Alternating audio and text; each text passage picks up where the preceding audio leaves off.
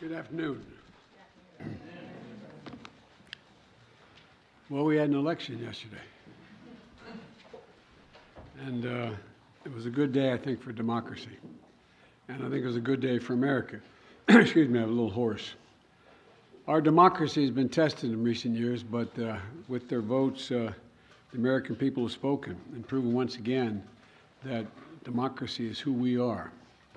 The states across the country saw a record voter turnout, and the heart and soul of our democracy, the voters, the poll workers, the election officials, they did their job and they fulfilled their duty, and apparently without much interference at all, without any interference, it looks like.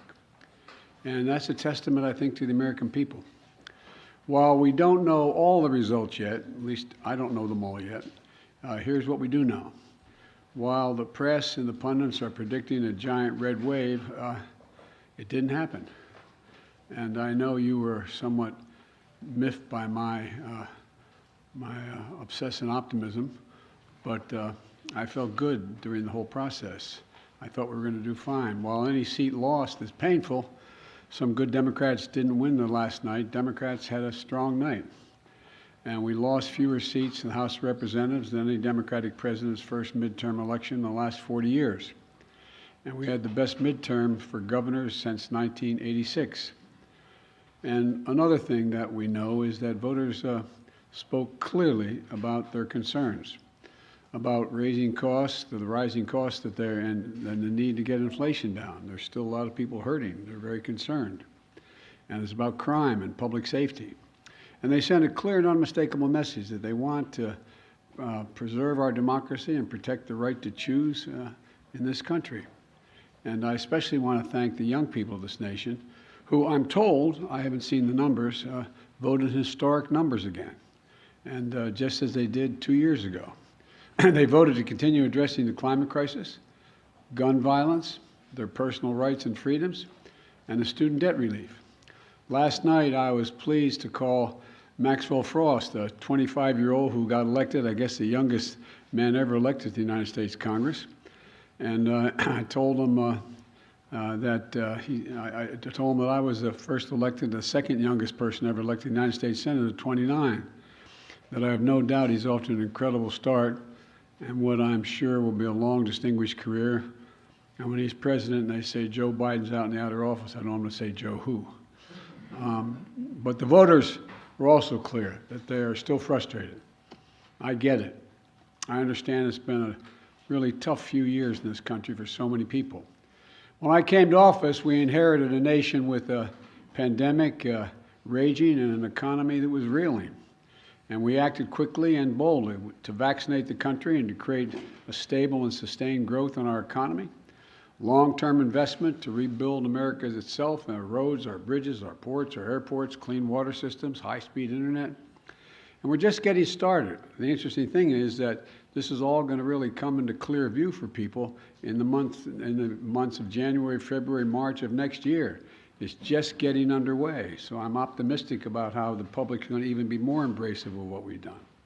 Historic investments that are leading companies to invest literally hundreds of billions of dollars combined to build semiconductor factories and other advanced manufacturing here in America.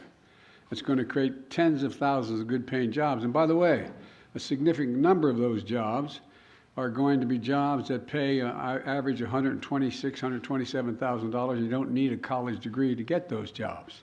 And we're dealing with global inflation as a result of the pandemic and Putin's war in Ukraine. We're also handling it better than most other advanced nations in the world. We're lowering gas prices. We're taking on powerful interest, lower prescription drug costs and health insurance premiums and energy bills. After 20 months of hard work, the pandemic no longer controls our lives. It's still a concern, but no longer controls our lives. Our economic policies have created a record 10 million new jobs since I came into office. Unemployment rate is down from 6.4 when I was sworn in to 3.7%, near a 50-year low. And we've done all this while lowering the federal deficit in the 2 years by $1.7 trillion. Let me say it again, $1.7 trillion. No administration has ever cut the deficit that much. And reducing the federal deficit is one of the best things we can do to lower inflation, but while we've made real progress as a nation, I know it's hard for folks to see that progress in their everyday lives. And it's hard to see the results from actions that we took while we have to implement what we've done. But I believe we took the right steps for the country and for the American people. In fact, if you look at the polls, overwhelming majority, I don't look at them much anymore because I'm not quite sure how to read them anymore. I hope you are uncertain as well. But overwhelming majority of the American people support the elements of my economic agenda. From rebuilding Americans' roads and bridges to lowering prescription drug costs to historic investment in tackling the climate crisis to making sure that large corporations begin to pay their fair share in taxes. And I'm confident these policies are working and that we're on the right path, and we need to stick with them. All these initiatives take hold as they do, from lead pipes being removed from schools and homes to new factories being built in communities with a resurgence of American manufacturers. It's already created, by the way, 700,000 brand new manufacturing jobs.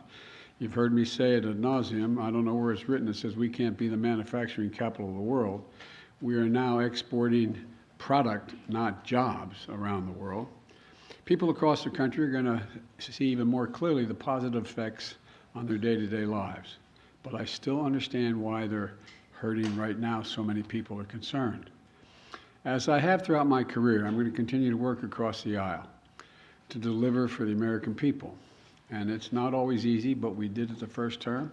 Now, I'll be surprised a lot of people that we signed over 210 bipartisan laws since I've become president, and we're revitalizing American manufacturing, gun safety, we did it together, and dozens of laws positively impacting on our veterans. And let me say this, regardless of what the final tally in these elections show, and there's still some counting going on, I'm prepared to work with my Republican colleagues.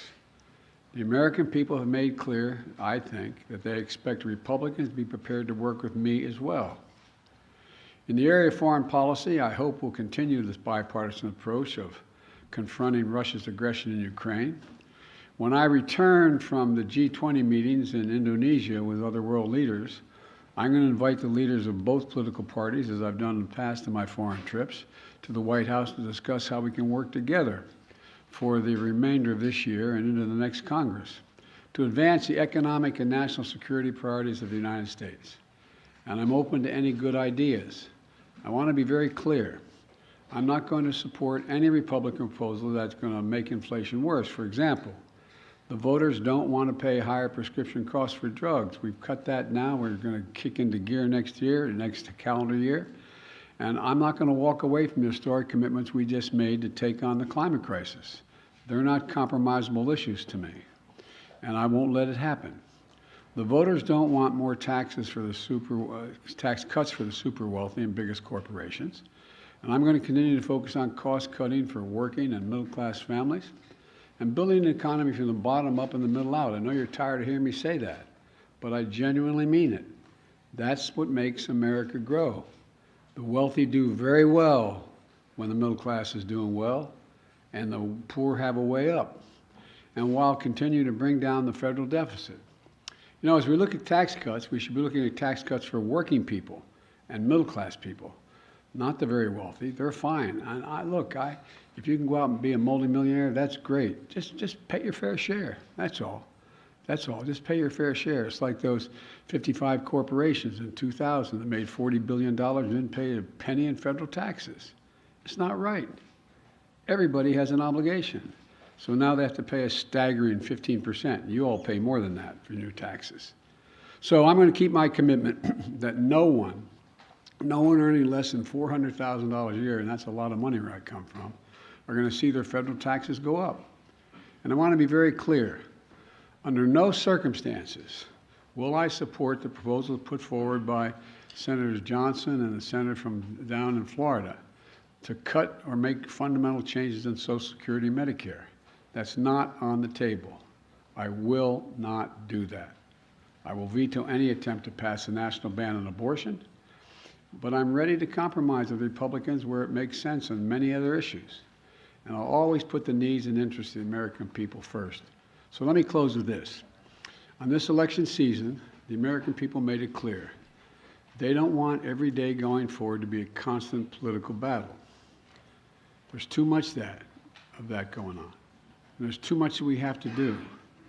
The future of America is too promising to be trapped in an endless political warfare.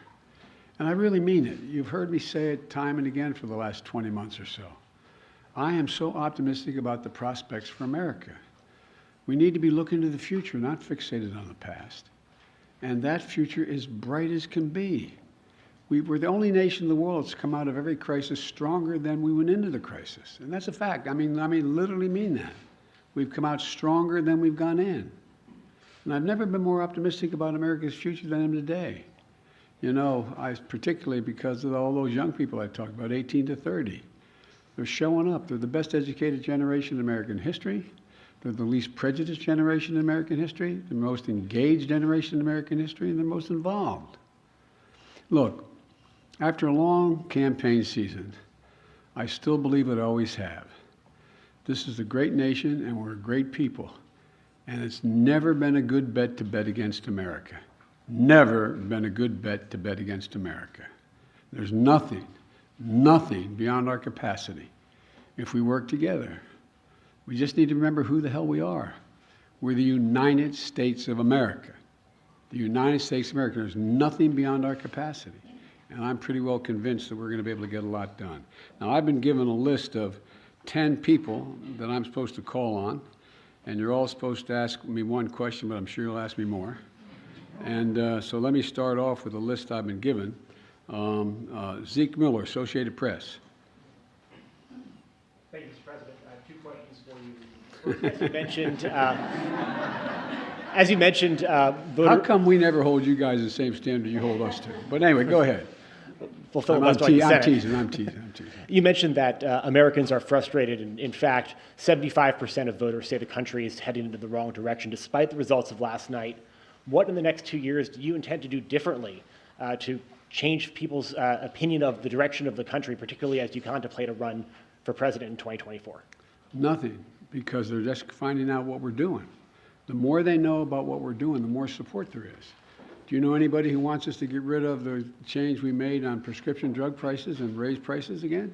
Do you know anybody who wants us to walk away from building those roads and bridges and the internet and so on?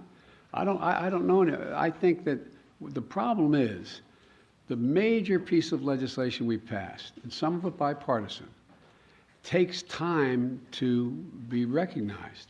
For example, you got over $1 trillion worth of infrastructure money, but not that many spades have been put in the ground. It's taking time. For example, I was on the phone congratulating a Californian recently, and then someone up in Scranton, Pennsylvania, the congressman who got elected. He said, "Can you help us make sure we're able to have high-speed rail service from Scranton to New York City?" I said, "Yeah, we can. We can. First of all, it'll make it a lot easier, take a lot of vehicles off the road, and we have more money in the pot now, already out there, we voted for, than the entire money we spent on Amtrak to begin with." And it's the same way. For example, I talked about through the campaign that we're going to limit the cost of insulin for seniors to $35 a month instead of $400 a month. Well, it doesn't take effect till next year. So there's a lot of things that are just starting to kick in. And the same way with what we've done in terms of the environmental stuff. It takes time to get it moving. So I'm not going to change. As a matter of fact, you know, there's some things I want to change and add to. For example, we had passed the most bipartisan, we passed the most extensive gun legislation, rational gun policy in 30 years. But we didn't ban assault weapons. I'm going to ban assault weapons. They're going to try like the devil. So I'm not going to change the direction. I said I ran for 3 reasons. I'm going to continue to stay where I am, and I know I fully understand the legitimate concern that what I'm saying is wrong, okay? One is that I said we're going to restore the soul of the country, begin to treat each other with decency, honor, and integrity. And it's starting to happen. People are, the conversations are becoming more normal, becoming more, how can I say it, decent.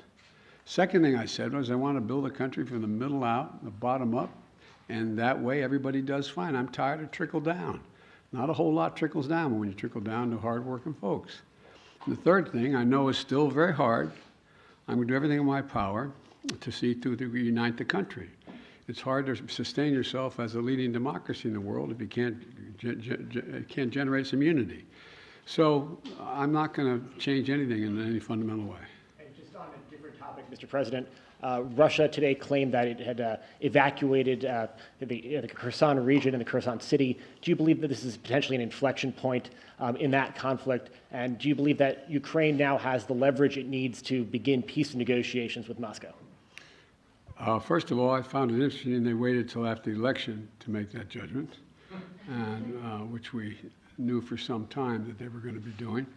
And it's evidence of the fact that they have some real problems, the Russian military, number one. Number two, whether or not that leads to, at a minimum, it will lead to time for everyone to recalibrate their positions over the winter period. And it remains to be seen whether or not there will be a judgment made as to whether or not Ukraine is prepared to compromise with Russia. I'm going to be going to the G20. I'm told that President Putin is not likely to be there, but other world leaders are going to be there in Indonesia. And we're going to have an opportunity to see what the next steps may be. Nancy, CBS, Nancy Cordes.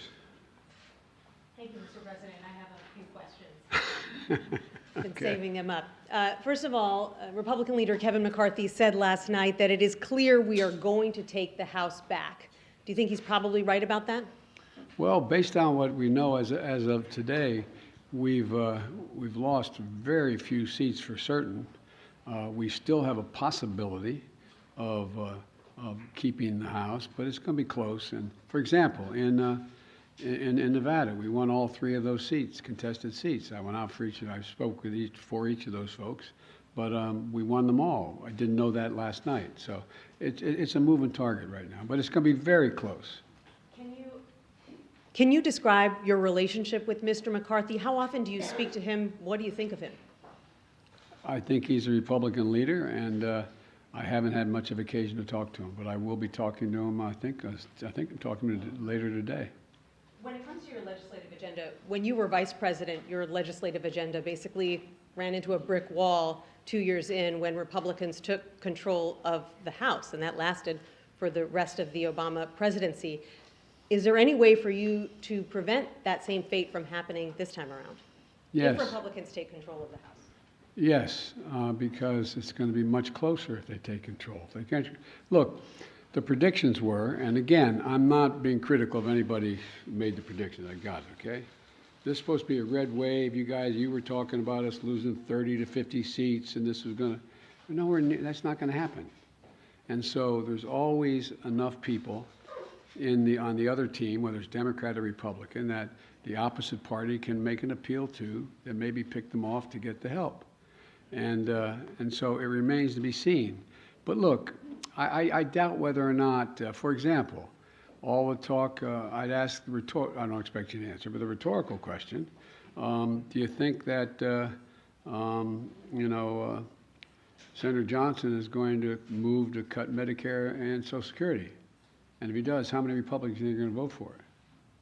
So it depends. And then my final question.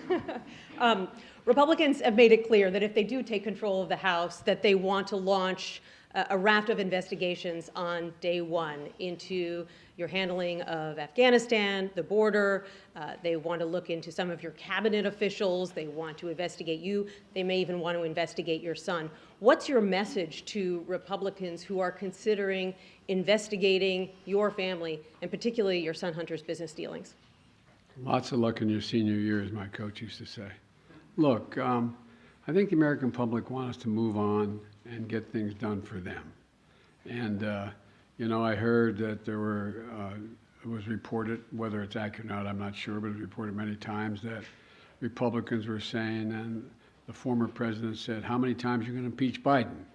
Impeachment proceeding against Biden. I mean, I think the American people will look at all of that for what it is. It's just almost comedy. I mean, but you know, look, I can't control what they're going to do. All I can do is continue to try to make life better for the American people. Okay, Phil Mattingly, CNN. Thank you, Mr. President. I have 37 questions. Sir, at a fundraiser last month, you said, quote, "The rest of the world is looking at this election, both the good guys and the bad guys." You noted you're going to the G20 in a couple days. You'll come face to face with many of those leaders the same moment that your predecessor is considering launching his re-election effort. How should those world leaders, both good guys and bad guys, view this moment both for America and for your presidency? Well, first of all, these world leaders know we're doing better than anybody else in the world, as a practical matter. Notwithstanding the difficulties we have, our economy is growing. You saw the last report. We're still growing at 2.6%. We're creating jobs. We're still in a solid position. And there's not many other countries in the world that are in that position. And I promise you, from the telephone calls I still have and from the meetings I have with other heads of state, they're looking to the United States and saying, how are you doing? What are you doing? What can we do together? So I think that the vast majority of my colleagues, at least those colleagues who are NATO members, European Union, Japan, South Korea, et cetera, I think they're looking to cooperate and wanting to know how we can help one another. And what was the other question? Oh, I'm sorry. No. So I think one way I would follow up on that is you noted that you felt like there was a shift in terms of people being willing to show more decency in this moment. You've often talked about breaking the fever or kind of a transition from this moment that we've faced over the last several years. Do you feel like the election is what represents that? Do you feel like the fever is broken, I guess? Well, I don't think we're going to break the fever for the super mega MAGA Republicans. I mean, but I think they're a minority of the Republican Party. I think the vast majority of the members of the Republican Party, we disagree strongly on issues, but they're decent, honorable people. We have differences of agreement on issues. But they, I work with a lot of these folks in the Senate and the House for a long time, and they're honest and they're straightforward. They're different than mine, but they're decent folks, and so I think that the rest of the world, and a lot of you have covered other parts of the world, and you know, the rest of the world is looking at the United States. I guess the best way to say this is to repeat what some of you heard me say before.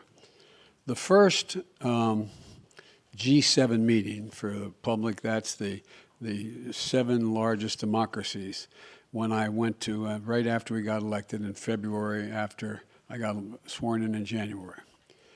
And I sat down at a table, round table, with the 6 other world leaders from the European Union and Canada, et cetera, and said, America's back. And one of them turned to me and said, for how long? For how long? It was a deadly earnest question. For how long? And I looked at them, and then another one went on to say, and I'm not going to name them, went on to say, what would you say, Joe, if in fact we went to bed tonight here in England, woke up the next morning and found out that thousands of people had stormed the Parliament of Great Britain, gone down the hall, broken down the doors, 2 cops ended up dying, a number of people injured, and they tried to stop the confirmation of an election. It's not the same situation, obviously, as we have. And he said, what would you think? And I asked a rhetorical question, what would you all think? You'd think England was really in trouble. You'd think democracy was on the edge if that happened in Great Britain.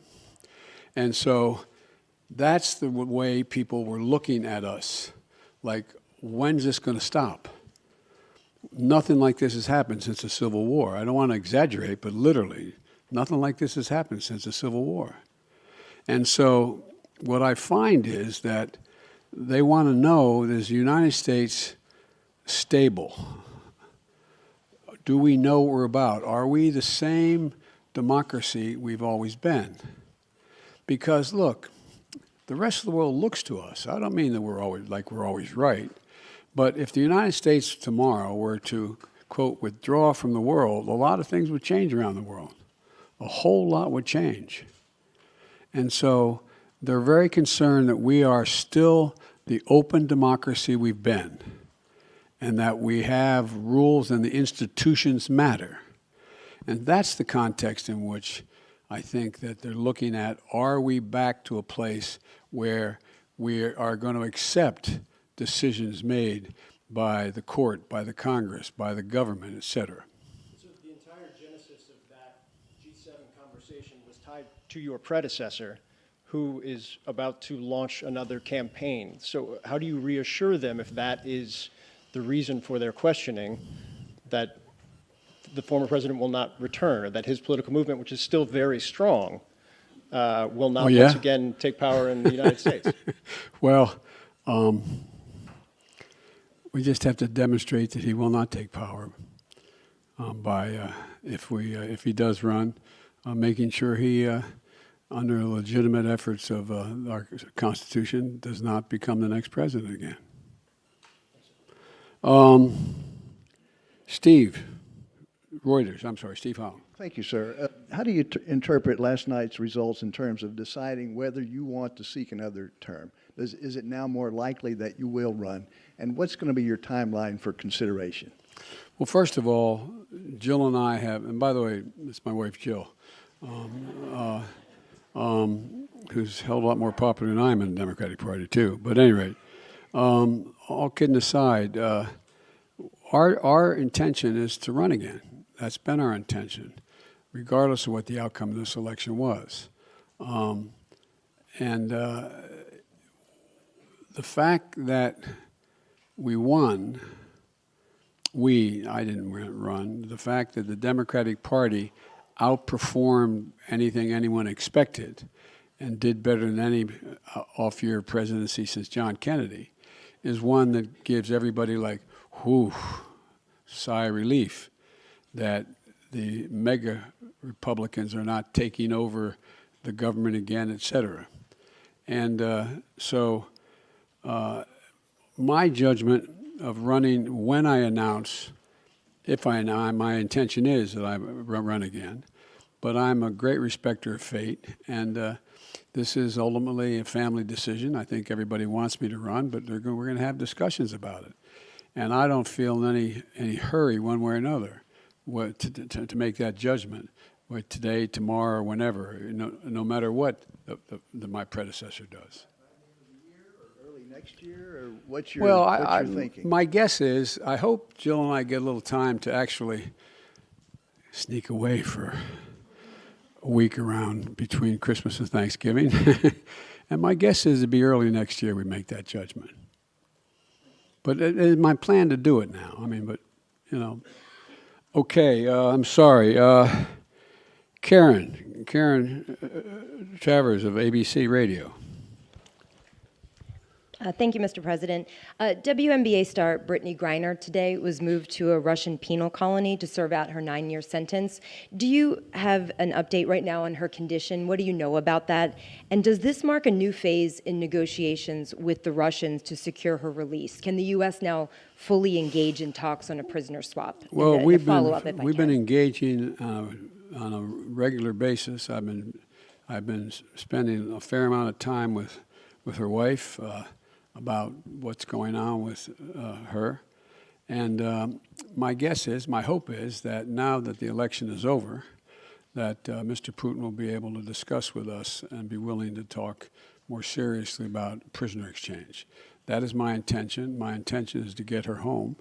And we've had a number of discussions so far. And I'm hopeful that now that our election is over, there's a willingness to negotiate more specifically with us. Thank you. And if I can, your press secretary had said that the U.S. government has continued to follow up on that significant offer, but also had proposed alternative potential ways forward with the Russians. Can you tell us what those alternative ways forward are and how Russia has responded to those? Yes, I can, but I won't. Okay, I can't. It would not be a wise thing to do in order to see if they would move forward. But it is I'm telling you, I am determined to get her home and get her home safely, along with others. I might add. April Ryan Of the Griot. of the GRIO. Excuse me, I beg your pardon. Thank you, sir. I got it right last time we did this. Yes, you did. Yes, you did. Mr. President, I have a couple of questions on several issues. One, the Supreme Court. As you know, the Supreme Court has before it the issue of college admissions and affirmative action. What can and are you planning in case of a rollback that is expected? There are legal analysts that say that there will be drastic implications, there are tentacles from this, and they even say that this could impact Brown v. Board, the decision from Brown v. Board. Well, you know, first of all, I asked our Justice Department to defend the present policy before the Supreme Court. And like a lot of pundits, I'm not prepared to believe that the Supreme Court is going to overrule the existing decision. That's far from certain, and I don't believe that. But number one, what I did to try to change it is object to it before the Supreme Court of the United States, our administration. Number two, there are a number of things that we can and must do to make it. And by the way, this is a case involving an Asian American in terms of getting into school, and whether there's affirmative action makes sense at all from the standpoint of those who are arguing against it. But you know, the fact is that we're also in a circumstance where there's a lot that we can do in the meantime to make sure that there's an access to good education across the board. And that is by doing things that relate to starting education at age 3, formal schooling at age 3, which increases not daycare, but school. All the studies over 10 years show that that increases the prospect of someone making it through 12 years without any difficulty, no matter what the background they come from, by 56%. And I also think that we should be making sure that we have the ability to provide for 2 years of education beyond that, whether it's apprenticeships or community colleges. And we also are in a situation where I think that, for example, I want to make sure a lot of it has to do with finances as well, that we make sure that we have help for people who come from modest means to be able to get to school. You know, the cost of college education has increased fourfold. And it used to be that a Pell Grant would cover something like 70% of the college tuition. Now it covers significantly less than that. So I want to increase the Pell Grants as well. But let's see what the Supreme Court decides. And I am hopeful, and our team and the lawyers that argued for us are not nearly as certain as the people you quoted as saying it's going to be overruled. Next question, sir. The issue is inflation. The GRIO and KFF conducted a study of black voters that said inflation was the #1 issue, and we saw it in this midterm election. What can you promise concretely in these next 2 years that will help turn the pocketbook for the better in the midst of staving off a recession? Well, a number of things. First of all, black unemployment is almost cut in half under my administration just since I began. More black businesses have opened up, small businesses, than ever before. We're now in a situation where we're providing, through the Small Business Administration, down payments for people buying homes, because most people accumulate wealth in the value of their home. Most middle-class families are like mine. My dad bought a home, didn't have it, just scraped together to get a home. By the time he was able to retire, he had built up equity in the home. That's how most people do that. But what I can't do is I can't guarantee that we're going to be able to get rid of inflation, but I do think we can. We've already brought down the price of gasoline about $1.20 a gallon across the board, and I think that the oil companies are really doing the nation a real disservice. Six of them made over $100 billion in the last quarter in profit. $100 billion. In the past, if they had done the two things that they have done before, one, invest in more refineries and producing more product, and or passing on the rebates to the gas stations. They sell the oil at a cheaper rate than they are selling it now, not taking advantage, and that lowers the price of the total gallon of gas because that gets passed on. So there's a whole lot of things that we can do that are difficult to do, but we're going to continue to push to do them. And the other thing is that one of the things that makes a gigantic difference is what are the costs that exist in the average family and average black community. One, prescription drug cost. Well, we're driving those down precipitously beginning next year. And, I'll bet a lot of people in the African American and Caucasian community that need to take insulin for diabetes. Well, we're going to be reducing that cost. They're not going to pay more than $35 for the insulin instead of average of $400. And I can go down the list of the things that my dad used to say it a different way. At the end of the month, the things you have to pay for, from your mortgage to food on the table, the gasoline in the automobile, do you have enough money to do it? And when it's done, do you have anything left over? And medical bills are a big piece of that, particularly in the African American community and the poorer communities.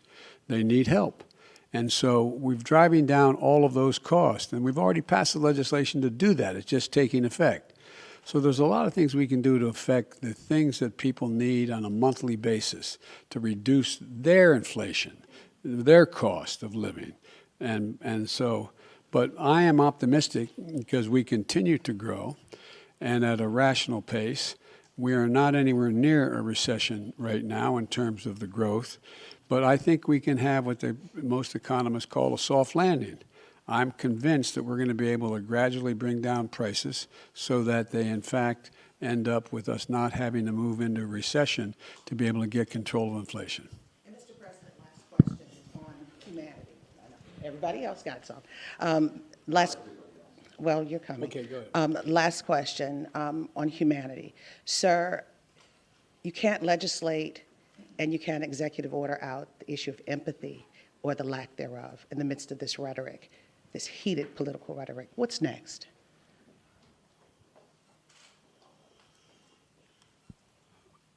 Part of what I think leadership requires, and I hope I meet the standard,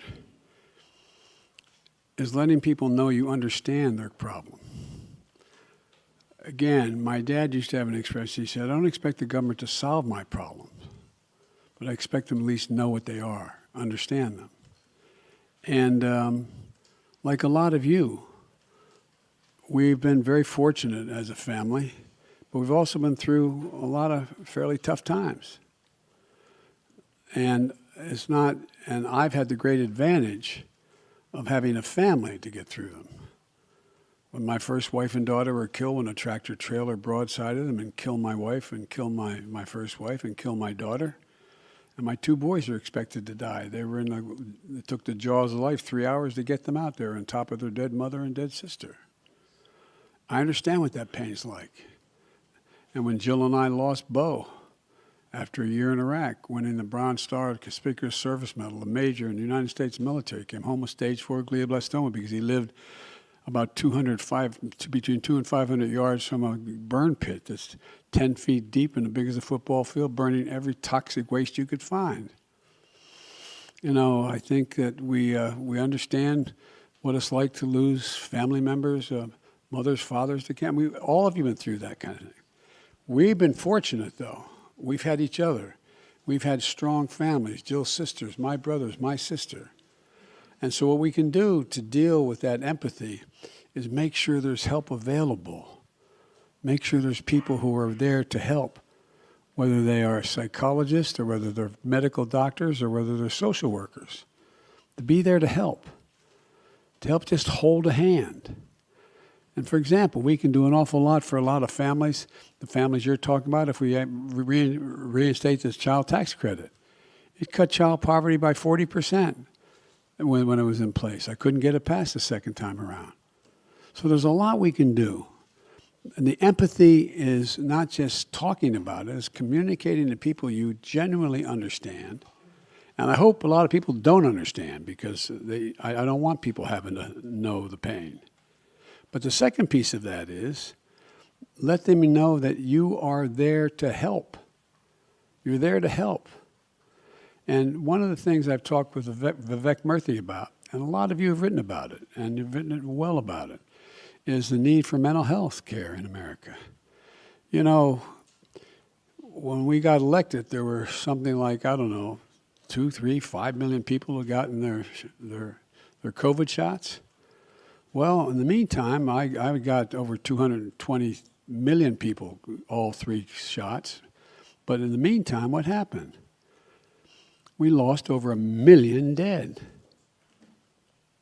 1 million dead. I read one study that for those 1 million people, they had 9 people who were each one had averaged 9 people close to them. A relative, someone they're married to, a child, someone close. The impact has been profound. Been profound. Think of all the people, think of all your children and your grandchildren who didn't have that senior prom, who didn't have that graduation party, who didn't have all the things we had that we took for granted, that impact on their psyche. So there's a lot we have to do.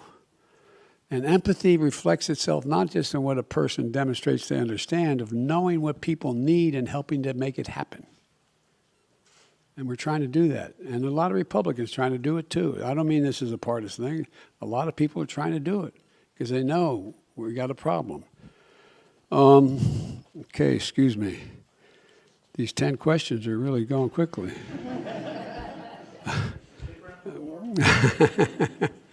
Well, I've got to meet with some of my, talk to some of the Republican leadership soon. But anyway, Jenny Leonard, Bloomberg. Thank you, Mr. President. 2 questions. One, shifting back to your trip to Asia. When you meet with President Xi Jinping of China, will you tell him that you're committed to defending Taiwan militarily? And what are you hoping to get out of this meeting that will make it a success? Are you willing to make any concessions to him? Well, look, I'm not willing to make any fundamental concessions because what I've told him in the beginning, and this is I've spent over 78, I think they told me, hours with him so far, 67 in person when I was vice president. President Obama knew he couldn't spend time with the vice president of another country, so I traveled 17,000 miles with him in China and around in the United States. I've met with him many times. And I've told him, I'm looking for competition, not conflict. And so what I want to do with him when we talk is lay out what kind of each of our red lines are, understand what he believes to be in the critical national interests of China, what I know to be the critical interests of the United States, and to determine whether or not they conflict with one another. And if they do, how do we resolve it and how to work it out. And so, and Taiwan doctrine has not changed at all from the very beginning. So I'm sure we'll discuss China, Taiwan, and I'm sure we'll discuss a number of other issues, including fair trade and relationships relating to his relationship with other countries in the region. And so anyway, so there's a lot we're going to have to discuss. You want another question? Yes, Everybody else got one? You didn't Two or say three? if you will tell Xi Jinping personally that you are committed to defending Taiwan. I'm going to have that conversation with him. That wasn't my second one. Sorry. Sorry, I actually have an unrelated question too. Mr. President, do you think Elon Musk is a threat to U.S. national security, and should the U.S. and with the tools you have investigate his joint acquisition of Twitter with foreign governments, which include the Saudis?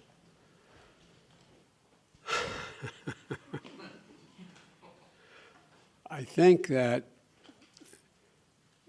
Elon Musk's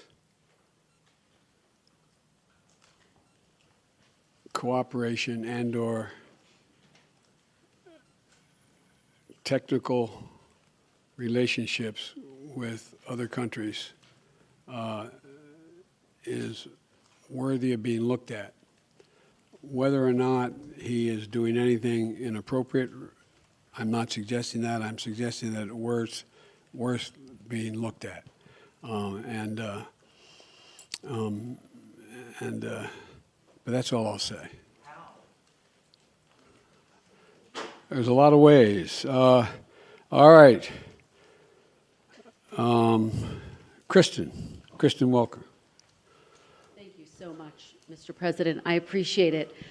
I want to follow up with you on working with Republicans. Leader McCarthy again suggested that he is not prepared to write what he has called a blank check to Ukraine, and yet you expressed optimism that funding for Ukraine would continue, that the policies toward Ukraine would continue. Why should the people of Ukraine and this country have confidence in that, given the comments by Leader McCarthy? And just to follow up with you on your comments to Zeke, you said you don't need to do anything differently. If Republicans control the House, don't you need to recalibrate to some extent to try to work across the aisle with a Republican-led House? Well, let me put it this way. What I meant was I don't have to change any of the policies I've already passed. That's what they said they want to go after. And so what I have is a simple proposition. I have a pen that can veto. Okay?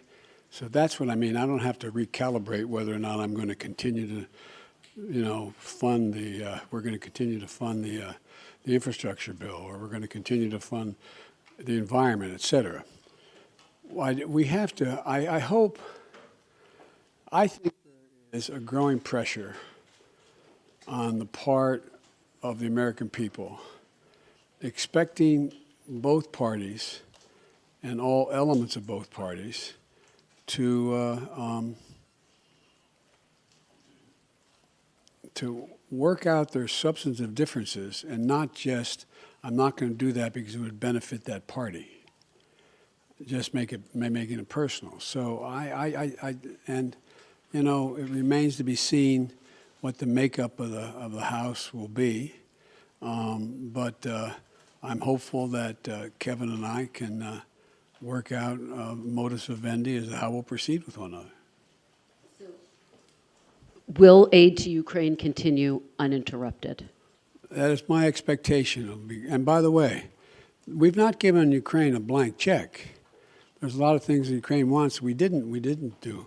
For example, I was asked very much whether we'd provide American aircraft to guarantee the skies over Ukraine. I said, no, we're not going to do that. We're not going to get into a third world war taking on Russian aircraft and directly engage. But would we provide them with all the rational ability to defend themselves? Yes. We provide those HIMARS. Well, the HIMARS, there's two kinds of, but in the average person's parlance, rockets you can drop in those. One that goes over 600 miles and one that goes about 160 miles. We didn't give them any ones that go to 600 miles because I'm not looking for them to start bombing Russian territory. And so we want to make sure that there's a relationship that they're able to defend themselves and take on what is purely the ugliest aggression that's occurred since World War II on a massive scale on the part of Putin within Ukraine. And there's so much at stake. So I would be surprised if Leader McCarthy even has a majority of his Republican colleagues who say they're not going to fund the legitimate defensive needs of Ukraine. And just a quick one. Obviously, a lot of attention on 2024 now that the votes have been cast in the midterms. 2/3 of Americans in exit polls say that they don't think you should run for re-election. What is your message to them, and how does that factor into your final decision about whether or not to run for re-election? It doesn't. What's your message to them? To those 2/3 of Americans? Watch me. Okay, one more. Very quickly. We saw Governor Ron DeSantis with a resounding victory in Florida last night. Who do you think would be the tougher competitor, Ron DeSantis or former President Trump, and how is that factoring into your decision? It'll be fun watching them take on each other. All right, David Sanger. Thank you, Mr. President. I also have a question for you about China, but before I do, I just wanted to follow up on something you said earlier. When you said it remains to be seen whether the Ukraine government is prepared to compromise with Russia. Previously, you've told us the only thing for the Russians to do is get completely out of Ukraine, go back to the lines that existed prior to February 24. Are you suggesting with the word compromise that you think that there is room for territorial compromise now? That No, I'm not. See, that's up to the Ukrainians. Nothing about Ukraine without Ukraine. So what kind of compromise do you have in mind? I didn't have any in mind. You have asked the question whether or not, if I recall, whether or not what would happen if, in fact, after this, I think the context is that whether or not they're pulling back from Fallujah and from the Kherson, the city of Kherson, and they're coming back across the river to the eastern side of the river, the Russian forces. And I said, what's going to happen is they're going to all both lick their wounds, decide what they're going to do over the winter, and decide whether or not they're going to compromise. That's what's going to happen, whether or not. I don't know what they're going to do. But I do know one thing, we're not going to tell them what they have to do. You were asked before about your meeting with President Xi. At this point, the Chinese government, by the estimate of the Pentagon, is getting ready to bring their force of nuclear weapons up to over 1,000 weapons, significant increase from what they've had for many decades. You've seen the threats from President Putin about the use of his nuclear force. Remember how you all went after me when I said that was real? And what in your view happened? Do you think he backed off because of that? No, your I'm statement? just saying. I just found it interesting that Biden's being Biden's being an extremist, and it turns out you all are writing about it now. Kind of fascinating. So my question is, do you think that they are putting together a real alliance, the Chinese and the Russians? And do you believe that you need to begin speaking with President Xi about some form of arms control if he's going to get up to a level of weapons similar to what the United States and Russia have right now? No and yes. No, I don't think there's a lot of respect that China has for Russia or for Putin. I don't think they look at that as a particular alliance. Matter of fact, they've been sort of keeping their distance a little bit. I do think that it remains to be seen whether Xi Jinping has decided that, or backed off of his initial judgment that he wanted China to have the most powerful military in the world, as well as the largest economy. But he's a long way from both.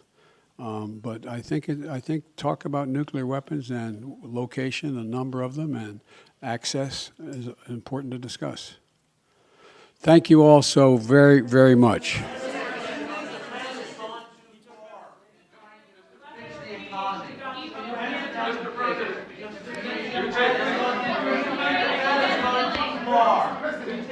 Thank you very, very much.